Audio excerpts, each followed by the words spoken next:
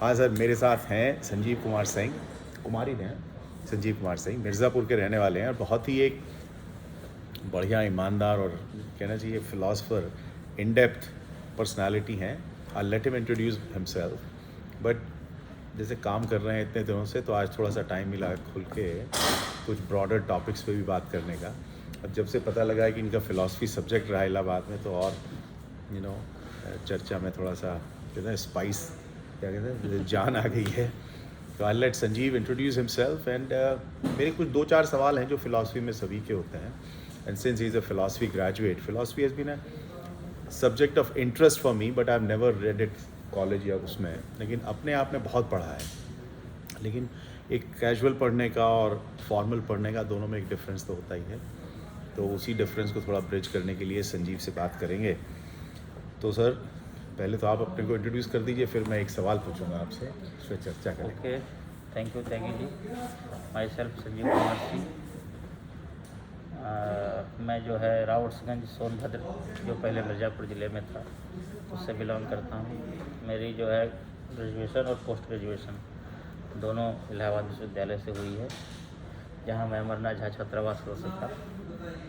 और यूपीएससी और यूपीपीएससी दोनों एग्ज़ाम हम लोगों ने अपने समय में दिए, और फाइनली यूपीएससी में इंटरव्यू देने के बाद सिलेक्शन नहीं हुआ, लेकिन यूपीपीएससी में मेरा चयन हुआ। इसमें मैं परिवहन विभाग में ARTO के रूप में कार्यरत हूँ और ट्रांसपोर्ट कमिश्नर ऑफिस लखनऊ में मेरी तैनाती है।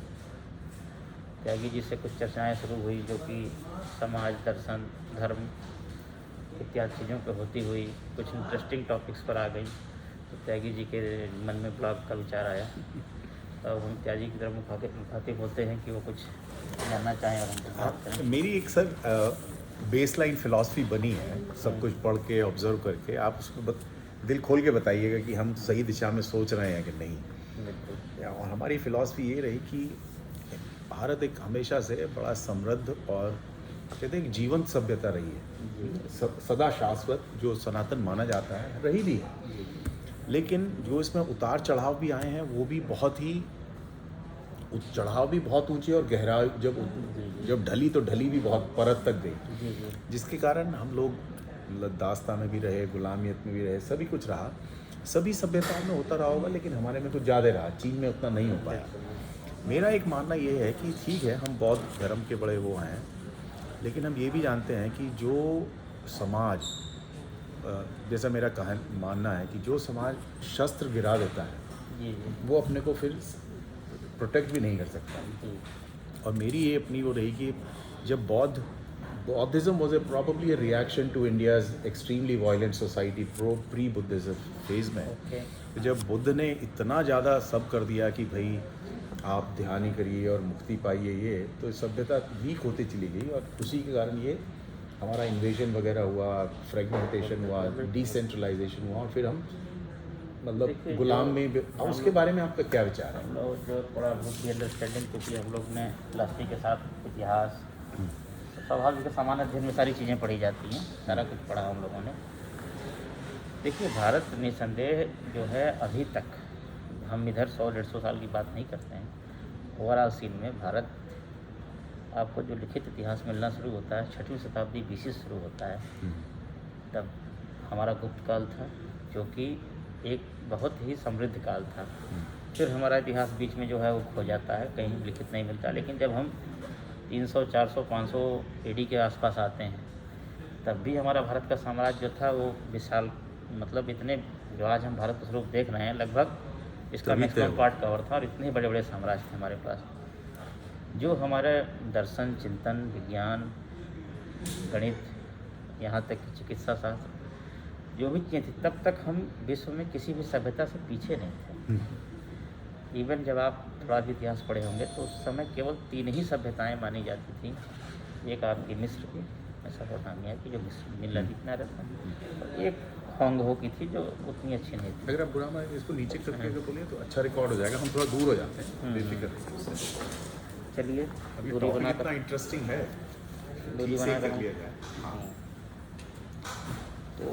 तो जब हम लोग इन सभ्यताओं के बारे में पढ़ते हैं, तो हम देखेंगे कि हमारा देश 600-700 एडी तक इतना समृद्ध था कि लगभग 700-800 से अरब और तुर्क और मंगोलों के आक्रमण हमारे देश पर शुरू हुए। वो सब अनसिविलाइज्ड और एक तरह से हमसे 500-1000 साल पीछे चल रहे थे। और उन्होंने क्या किया कि उनको पता लगा कि यहाँ एक बहुत अच्छी कोई सभ्यता है जहाँ बहुत समृद्ध है। उस समय रियल करेंसीज ही होती थी, सोने चांदी रत्न आभूषण हथियार। तो हमने आपने पढ़ा होगा सब, अरब से आक्रमण शुरू हो गया, इधर मंगोल का आक्रमण शुरू हो गया, जो कि इवन मोहम्मद गजनवी गोरी तक चलता रहा। 20-20 बार 25-25 बार हर साल आ जाते थे वो और लूट के जाते थे। और हम उनकी आक्रामकता के आगे कमज़ोर होते चले। इसके बाद पुनः जो भी दिल्ली सल्तनत के राजनीतिक उसका उदय होता है, गुलाम वंश और लोधी वंश होते होते हम मुग़ल तक पहुंचते हैं।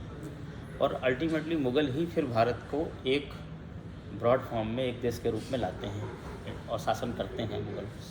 और लगभग एक पॉलिटिकल एंटिटी फिर से इमर्ज होती है और जो कि इन आक्रांताओं का मुकाबला कर सकती थी। उसके पहले हमारा जो 600 से 1200 का इतिहास है वो एडी का, वो लगभग छिन्न भिन्न है, पूरा मिलता भी नहीं है, फ्रेगमेंटेड है, कोई उनसे मुकाबला करने की कंडीशन में नहीं था, तमाम चीज़ें थी।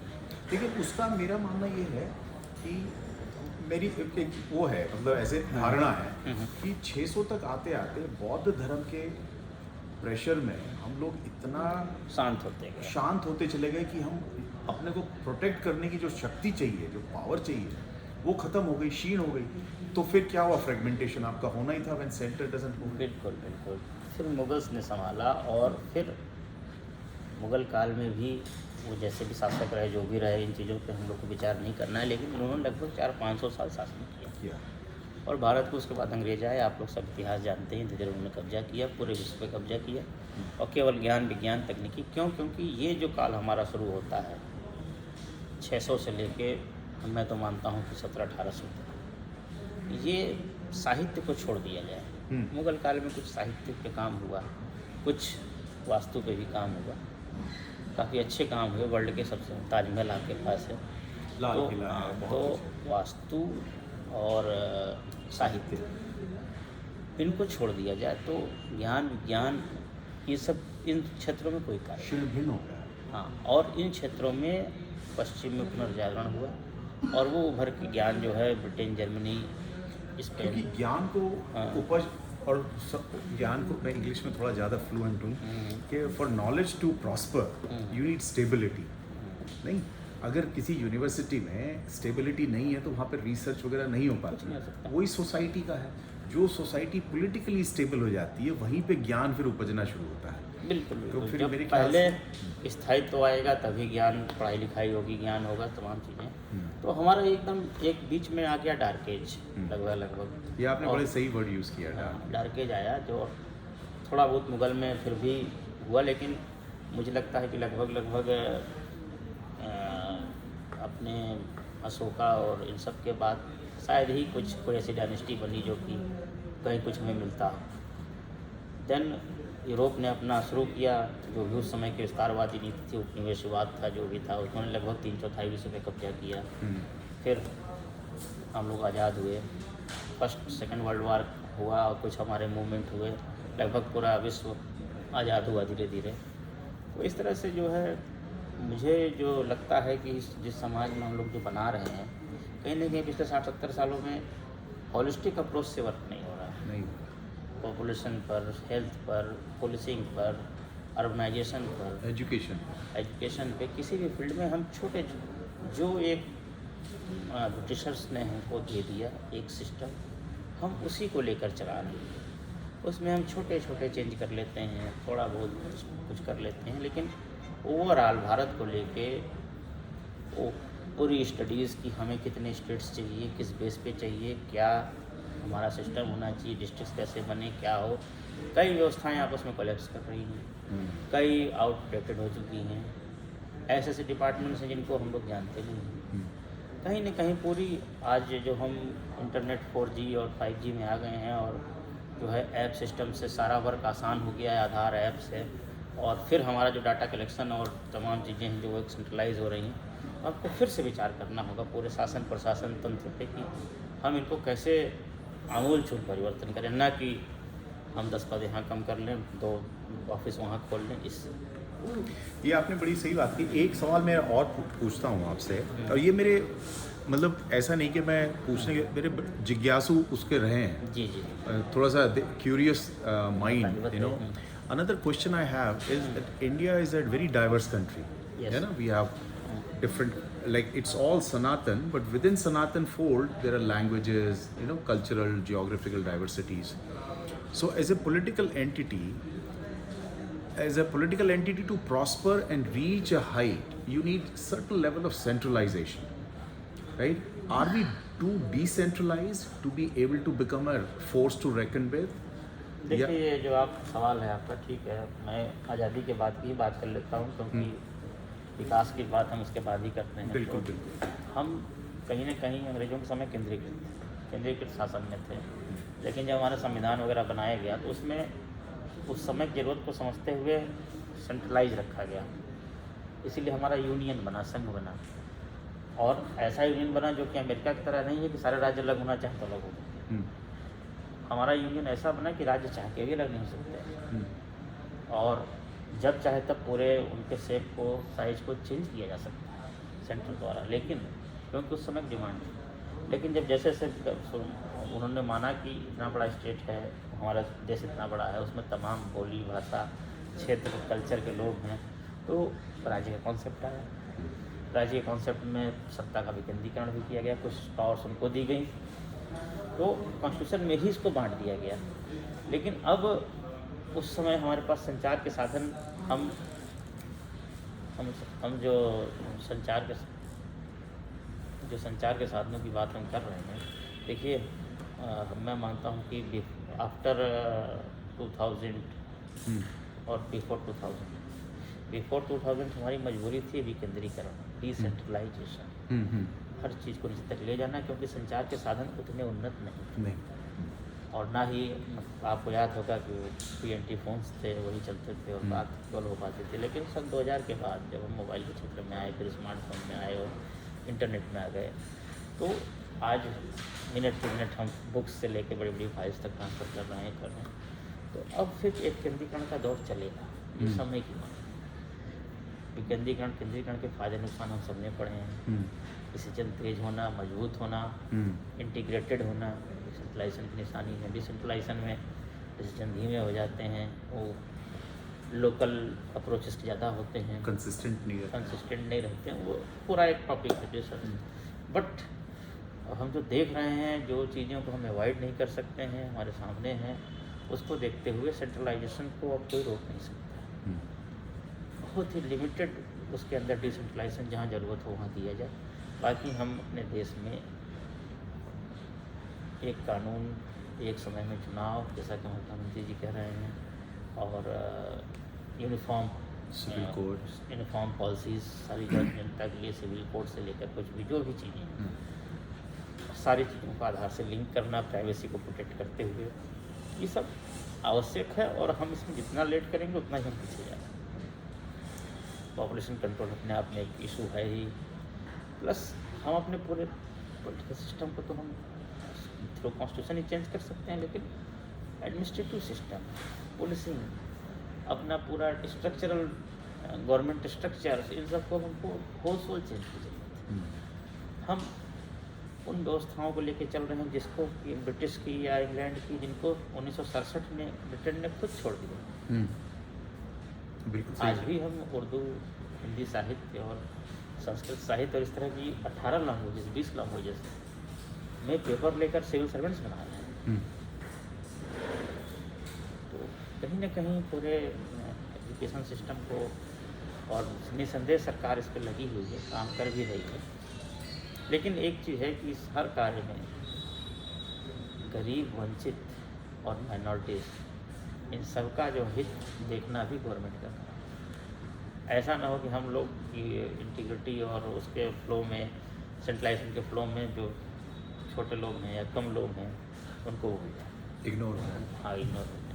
क्योंकि ऐसा होता है अक्सर, आंधी में अल्पसंख्यक की कोई कीमत नहीं जाती है। मैं यहाँ धर्म से नहीं, जनरल बात, बिल्कुल सही, किसी भी रूप में अल्पसंख्यक कोई है तो because minority of any nature, development या फिर तो, लेकिन अब इसको पीछे कोई नहीं जा सकता, आगे ही बढ़ना पीछे। एक सवाल आपसे और पूछता हूँ, जो question that have always been relevant in my mind, कि Indian culture as such is almost conquering the world, from US to Japan to wherever you go, Indian food, Indian culture, Indian clothing, languages, art, history, yoga, whatever you call it, it's so popular and people crave to get it. लेकिन हम India में, जैसे मैं वापस आया हूँ इतने साल के बाद, तो मुझे कई बार लगता है कि जैसे हम लोग शायद उसको उतना वैल्यू नहीं कर पाते हैं, and we are running towards the what I call western, क्या करें, वेस्टेजेस बोलना चाहिए, या जो हमें पता नहीं है, जिन चीज़ों को हम वेस्टर्न समझ लेते हैं उसके पीछे। तो इसके बारे में what do you think? It's just an observation. मैंने बहुत विचार किया, कभी कभी अकेले में बैठ कर। आज से 15-20 साल पहले तो हम इंडियन कल्चर को भुला चुके थे, लगभग भुला दिया था।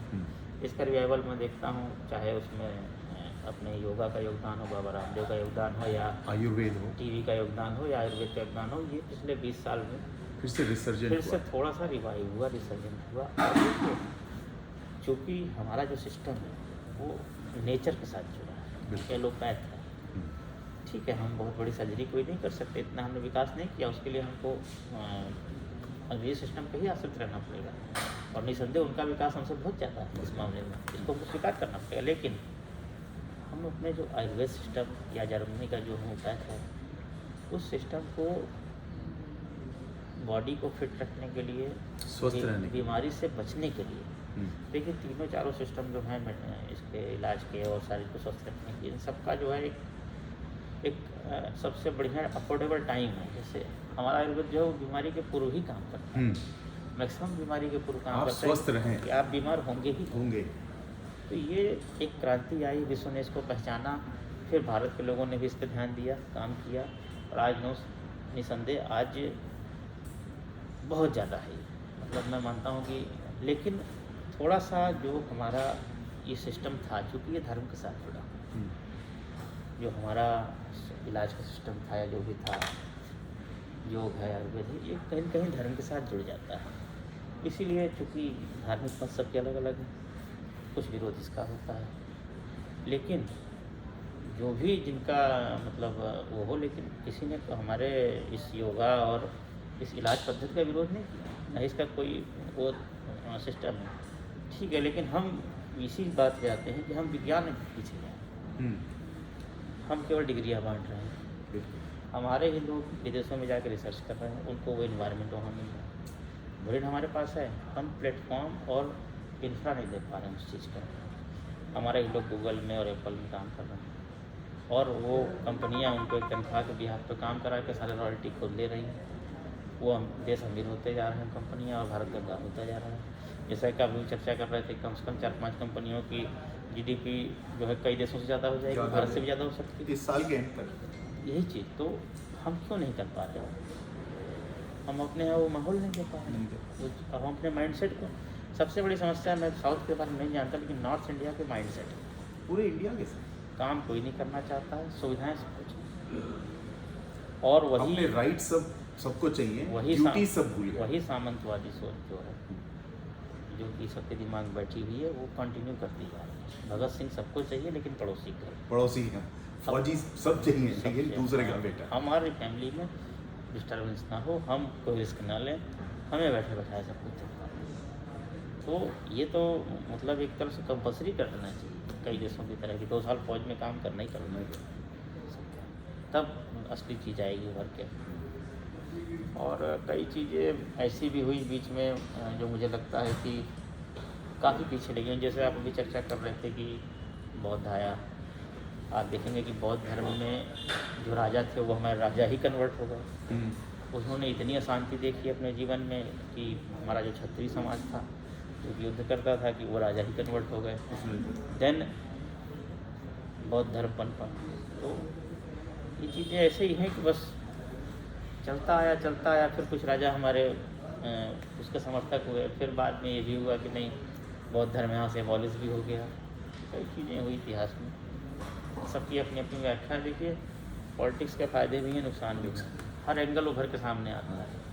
तो ये तो रही पास्ट की बात। Now going forward, where do you see that as a we are 20% of global population, नहीं लगभग 1.5 अरब हैं 7.5-8 में से, तो लगभग 20% के आसपास मानवता जो इस धरती पर टिकी है वो हिंदुस्तान में है। और ये 20% जो मानवता एक यूथ बल्ज भी कहा जाता है, 35 के नीचे जितने परसेंट हैं, ये जिस तरफ झुकेगी उसका इम्पैक्ट ग्लोब पे भी होना और अपने इस समाज और देश पे तो होना ही होना है।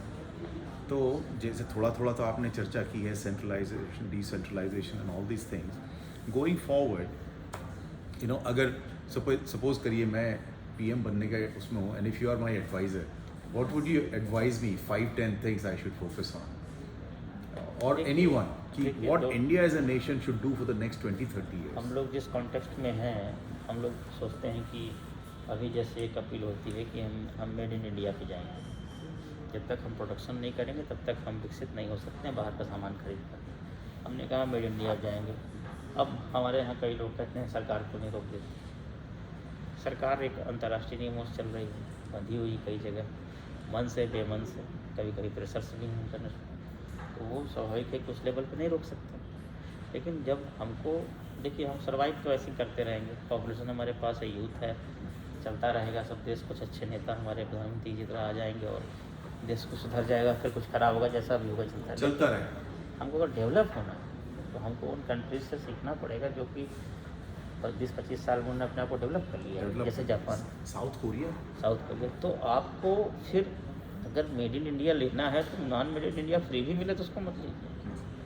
अब हमारे यहाँ एक तर्क आता है कि क्या करें साहब, आप चाइनीज़ तो इतना सस्ता है, हम तो काम करना है, पैसे नहीं हमारे जेब में। तो कहीं ना कहीं हमको वो डेडिकेशन लाना होगा, जज्बा पैदा करना होगा, तभी हम पार पाएंगे उससे, नहीं तो नहीं पा सकते हम। और भी चीज़ें हैं, जैसे अब हमारे, चूँकि आपने बोला है, तो ये सब चीज़ें हमारे मत में बहुत ज़रूरी हैं। एक साथ चुनाव कराना और कहीं ना कहीं 2 पार्टी सिस्टम लाना, चाहे वो क्लबिंग के रूप में लाएं, चाहे जैसे भी लाएं, कि चुनाव के पूर्व ही 2 गुट बन जाएं। चुनाव के बाद कोई भी अपने पार्टी न बदल सके किसी भी रूप में। हम कहते हैं बदल को 0 कर दीजिए, आप परसेंटेज क्यों रखें? तो बेसिकली आप ये कह रहे हैं कि जो पॉलिटिकल ऑर्डर है उसमें एक स्टेबिलिटी चाहिए, एक प्रेडिक्टेबिलिटी। अभी बहुत ज़्यादा वॉलेटिलिटी है उसमें। इस समय तो बहुत ज़्यादा नहीं है, लेकिन बीच में 20-25 साल देश में बहुत वैसे वॉलेटिलिटी के हर 6 महीने में इलेक्शन हो रहा है, 100 पार्टियां हैं, उससे डेवलपमेंट का काम होता है। देखिए, लोकसभा, विधानसभा, इसके बाद कुछ, मैं आपको एक किस्सा बताता हूँ, कॉन्स्टिट्यूशन में ही है, कुछ सदन बने हुए हैं राज्यों के, 2-3 सदन, जिनको विधान परिषद कहा जाता है। वो उस समय इसलिए बनाए गए थे कि हमारे ये संचार साधन नहीं थे, उसमें मैक्सिमम लोग मनोनीत होते हैं, शिक्षक संघ के हैं, स्थानीय निकाय के हैं, राष्ट्रपति द्वारा मनोनीत हैं, कुछ चुने हुए भी आते हैं, कुछ स्टूडेंट चुनते हैं। ऐसे 5 स्टेट में 5 सदन हैं, वो आज तक चल रहे हैं, क्योंकि उनका कोई रिलेवेंस नहीं है, वो केवल रिटायर लोगों को बैठाने के अड्डे हैं, विधान परिषद वगैरह। हाँ, वही चीज़। तो अब उसकी आवश्यकता समाप्त हो चुकी है, इनको ख़त्म करना। तो लोकसभा, विधानसभा, विधान परिषद, देन आप आ जाइए फिर इस पे स्थानीय निकाय पे। स्थानीय निकाय में हमने इतने चरण बना रखे हैं, ग्राम स्तर, ब्लॉक स्तर, जिला स्तर, कम से कम एक स्तर को समाप्त करें। हम ग्राम प्रधान चुनते हैं, वो बीडीसी हो सकता है, हम बीडीसी अलग चुन लेते हैं। फिर हमारा ब्लॉक प्रमुख जिला पंचायत का मेंबर हो सकता है, हम जिला पंचायत मेंबर अलग चुनते हैं। उस समय बनाया गया था, ठीक था, लेकिन आप फटाफट उसमें चेंज करिए। ऐसा लगता है कि जैसे हम परपेचुअली इलेक्शन बोर्ड में रहते हैं। अच्छा, जैसे इलेक्शन होगा सारे काम हो जाते हैं, आचार संहिता आ जाती है, तो ठीक है। एक फेज में आप सारे लोकल इलेक्शन करा लो, एक फेज में सारे सेंट्रल करा लो, स्टेट करा लो। हालांकि बहुत टफ है, बहुत सारे कानून चेंज करने पड़ेंगे कॉन्स्टिट्यूशनली, और यूनिफॉर्म सिविल कोड है ही है, और आपका ये पॉपुलेशन कंट्रोल नई जगह है ही है। ये सब करना बहुत ज़रूरी है, और अब लेट हो रहा है। हम लोग को बहुत उम्मीद थी और अब तक हो जाना चाहिए सब। एक मेरा लास्ट क्वेश्चन है कि आपने तो खैर बड़े अच्छे, कि मैं जितना मेरा ऑब्जर्वेशन रहा है, at least post world war 2, any progressive nation और any nation that has developed, उसमें एक जनरेशन ने बहुत सेक्रीफाइस किया। आप Japan, China, South Korea, Germany, किसी को भी ले लीजिए, one generation sacrifice there today for tomorrow's betterment, है ना। And it could be our generation, हम और आप हैं, हम अगर 30 साल 25 साल गोडे डाल के मेहनत करने लगें और ये सुधार की तरफ बढ़ें, तो हमारी अगले आने वाली जो नस्लें हैं, they will live in a betterment, better society. What are your thoughts? देखिए, बिल्कुल सही आपने कहा है, और सारी चीज़ें अभी हम पिछले 5 साल में देख रहे हैं कि हमारे शहरों या गाँवों या घरों की सफाई का लेवल क्या था, आज क्या है। सुधार हुआ है। क्यों? केवल चीज़ों को टोकने और ध्यान देने के लिए। बिल्कुल ट्रांसपेरेंसी लानी है। बस हमने सोचा, अरे यार ठीक है, यहाँ तो गंदा ही है, हम और गंदा डाल दिए। बस यही हम बात कर रहे हैं, अपनी हम सोच नहीं बदल रहे हैं। देखिए, हर अच्छा काम अच्छे विचार से शुरू होता है। हर अच्छा काम अच्छे विचार से शुरू होता है। तो कहीं ना कहीं हमने कहा ना कि चाहे वो देसी प्रोडक्ट यूज़ करना हो, चाहे हमको अपने एथिक्स को बचाना हो, देश को आगे बढ़ाना हो, सेक्रीफाइस करना हो, तो अब आज हमारे यहाँ कोरोना पेंडेमिक चल रहा है, तो हम हर आदमी चाह रहा है कि हम 4 सिलेंडर अपने घर में रखें। जरूरत एक ही नहीं है। ज़रूरत एक की नहीं है। निसंदेह विकासशील देश से कई कई प्रभाव हो जाता है, तो लोग डरते भी हैं, लेकिन जब हम बलिदान करेंगे तभी आगे बढ़ पाएंगे। एक मेरा लास्ट क्वेश्चन, उसी आपके लास्ट कमेंट से याद आया कि मैं हमेशा कहता हूँ कि we are a supply constraint society. Population इतनी ज़्यादा है कि हर चीज़ की सप्लाई बहुत कम है, जिसके कारण हर आदमी होर्डिंग और करप्शन और उसकी तरफ रहता है कि यार आज तो पेट भर गया, लेकिन फिर भी मैं अकल मिले ना मिले तो इकट्ठा कर लेता है। और ये प्रॉस्पेरिटी, ये सप्लाई और डिमांड का बैलेंस तभी होगा जब हम सप्लाईज जो चीज़ों की हैं वो उचित मात्रा में हो, ताकि जितनी खपत है उतना सबको मिलता रहे, तो आपको ये भूख नहीं रहेगी। मैं इसके पीछे आपको एक, मैं इसका जवाब थोड़ा लंबा दूंगा। मैं इसके पीछे हम लोग को इतिहास को देखने की आवश्यकता। बिल्कुल, मैं वही जानने वाला था। हिंदू धर्म स्वाभाविक है कि जब मुगल शासन में आ गए तो खतरे में आ गए। खतरे में आ गए। ठीक है, उनका कोई वैसा प्रेशर नहीं रहा कि सबको जुरिस्टी कन्वर्ट करना है, लेकिन शासक का धर्म रहा भी, रहा भी शासक का धर्म है। तो हिंदू सोसाइटी की 2-3 प्रॉब्लम थी। एक तो अब उनको प्रॉब्लम हो गई कि यहाँ शासन दूसरा हो गया। दूसरा, हिंदू धर्म, जैसा कि हम विभिन्न सुप्रीम कोर्ट के निर्णयों में भी सुन चुके, हिंदू धर्म कोई धर्म है ही नहीं। अगर धर्म के कॉन्सेप्ट में, हाँ, इट्स ए लाइफ स्टाइल। क्यों? क्योंकि धर्म के 3 बेसिक सिद्धांत होते हैं। एक पवित्र किताब, एक पवित्र स्थान, और एक उनका पैगम, मतलब प्रवर्तक जो उसने उसको चालू किया। सारे धर्मों का आप इस पर जब कसेंगे परीक्षा कसौटी पे, तो सब में आपको मिलेगा, लेकिन हिंदू धर्म में ऐसा कुछ नहीं। वो मोनोथियस्टिक रिलीजन्स में मिलता है, जो जेरूसलम से ओरिजिनेट, हाँ, सारे में मिलता है। हमारा तो पॉलीथिस्टिक रिलीजन जितने, हाँ, जितने, तो ये एक हमारे पास ऐसा हुआ कि देखिए, हम कभी ख़त्म भी नहीं हुए, इस कारण से हम ख़त्म भी नहीं हुए। हमें कुछ नहीं मिला, पत्थर मिल गया, हमने उसी को भगवान बना लिया, हम नज़दीक बना लिया। स्वाभाविक है, जो वेदास में भगवान आए वो नेचुरल पावर्स ही थे। तो जब ये आया, ये एक बड़ी मानने वाली बात है कि कुदरत का और यूनिवर्स का और नेचर का जितना रिस्पेक्ट हमारे सनातन में है, वो तक किसी धर्म में नहीं है। अच्छा, हुआ क्या, बाद में उसमें जो भी दुर्गुण आए, वर्ण व्यवस्था बनी किसी कारण से, बाद में वर्ण व्यवस्था को वंशानुगत कर दिया गया। पहले तो बनाई गई थी काम के कारण, गुण के कारण, लेकिन उसको अपनी चालाकी हम लोगों ने वंशानुगत कर लिया उसमें। तो जितना नुकसान वर्ण व्यवस्था ने हिंदू समाज का किया, हिंदू धर्म का किया, उतना किसी ने नहीं किया। क्यों? अब आप देखिए, मुसलमान आ गए देश में, उन्होंने कहा कि हमारे लिए सब बराबर है। प्रैक्टिकली कहा, वैसे कोई हो ना हो, धन बल के आधार पर लोग ऊपर नीचे होते ही हैं, लेकिन जन्म से हमारे लिए सब बराबर है। अब यहाँ का आपका जो है 4 वर्ण समाज था, आपका जो है जो चौथा समाज था जिसकी पॉपुलेशन सबसे ज़्यादा थी, उसको आपने जो है चलते चलते हिंदू धर्म में इतने दुर्गुण आ गए कि उसको आपने जो है वो जानवरों के निष्कासित कर दिया। हाँ, निष्कासित कर दिया। तो ये जो हमारे मुसलमान हैं आज 20% इंडिया में, क्या ये अरब से आए? नहीं समझ। ये यहीं के 500-600 साल के कन्वर्टेड लोग हैं सब, जिनको कि हिंदू समाज में बराबरी का हक नहीं मिला, या उनके हो सकता है मिला, उनकी संतुष्टि रही हो। तो जब ये तय हो गया कि जन्म से ही सबके काम फिक्स है, तो फिर ये समाज में कोई नृप हो हमें कहानी, तो उसने जुआ वैसे ही घेर दिया। वैसे हमें तो दलित हैं, हमें तो झाड़ू ही लगाना है, हमें तो नाली साफ करनी है, तो मुगल बैठे हैं, कोई और बैठे, हमसे क्या मतलब। तो इस भारतीय समाज विखंडित हो गया। और जब मुगल आए या अंग्रेज आए, तो इस समाज ने कहा हम तो सैनिक हैं, हमें लड़ना है, हम मुगल लड़ेंगे, हम अंग्रेज लड़ेंगे, हमें तनख्वाह मिलेगी। तो जब हमारे बात ये हमारे बराबरी नहीं रहेगी, और हमारा एक देश का भी सिद्धांत बहुत बाद में आया है, भले लोग पहले कहते हैं, लेकिन अंग्रेज़ों ने ही लगभग एक प्रशासनिक व्यवस्था में बांधा है भारत को। उसके पहले मुगल में थोड़ा बड़ा एम्पायर था, बाकी ऐसी कोई प्रशासनिक व्यवस्था नहीं थी। हर आदमी का अपना देश होता था, जो हम अपने देश जा रहे हैं 100 किलोमीटर दूर हमारा देश हमारा है। देश। तो हमारी दादी हमसे कहती थी, अपने फादर देश। सहारनपुर में थे, कि भैया तुम विदेश में रहते हो, हाँ। जरा संभल के रहना। हाँ। मेरठ से सहारनपुर को हाँ, विदेश संभल के। बदल। तो ये सब चीज़ें हुई, तो हुआ क्या कि जब मुग़ल अत्याचार को सहना था, उसके बाद अंग्रेज़ों के अत्याचार को सोसाइटी को सहना था। अपने ज्ञान को, धन को, धर्म को, बहू बेटियों को, इनसे बचाना था। तो समाज में छल कपट का जन्म हुआ। ये बात हमने कभी नहीं सोची जो आप अब कह रहे हैं। जैसे हमारे लिए एक बहुत ही नया विचार है। जैसे अंग्रेज आए, हर तरीके से शोषण करते थे। किसी समाज में गए, कोई राजा मिल गया, उनकी पता लगा कि सुंदर कन्या है, उसको बुलवा लिए। तो धीरे धीरे ये सब जब आप खासकर आंदोलनों का समय और उसके पूर्व समय देखेंगे आप, तो हुआ क्या कि किसी तरह से अब चूँकि ओपनली आप सब कुछ कर नहीं सकते हैं, समृद्धि भी नहीं दिख सकते हैं, अच्छे बलशाली भी नहीं दिख सकते हैं, सुंदर नहीं सकते, तो हर चीज़ को हम अपने दिमाग में हम लोगों ने एक षड्यंत्र डबल माइंडेड गेम शुरू किया। इसीलिए हमारी सोसाइटी हिंदू धर्म की बची भी रही। हमने अपने आप को बचा के रखा, हाथ जोड़ के, पैर जोड़ के, अन्न विनय करके। लड़ाई तो हम कर नहीं सकते थे।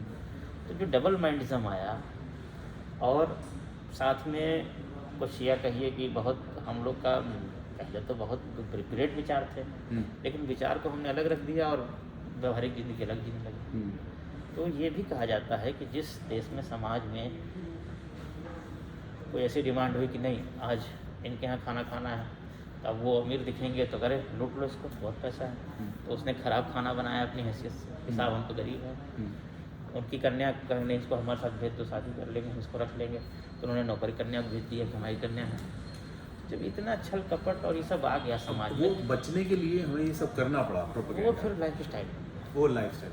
तो अब ये बताइए कि और दूसरी क्या हुई, आप समझिए कि कहीं ना कहीं से कुछ ना कुछ समाज में गंदगी आई, हिंदू समाज में मेजॉरिटी अब जहाँ से भी आई, कि हमारे अंदर जलन, ईर्ष्या, एक दूसरे को नीचा दिखाना, ये प्रवृत्ति समाज में। मैं आज हमारे साथ का हर आदमी, आपके साथ में गाँव में बसना चाहता है, सोचता है शहर को मारो गोली, इतना पॉल्यूशन, इतना कोरोना में ही आते हैं, लेकिन गांव में उसको पर्यावरण तो ठीक मिल रहा है, लेकिन सामाजिक पर्यावरण इतना खराब है कि वो उस गाँव में जाना नहीं चाहता है।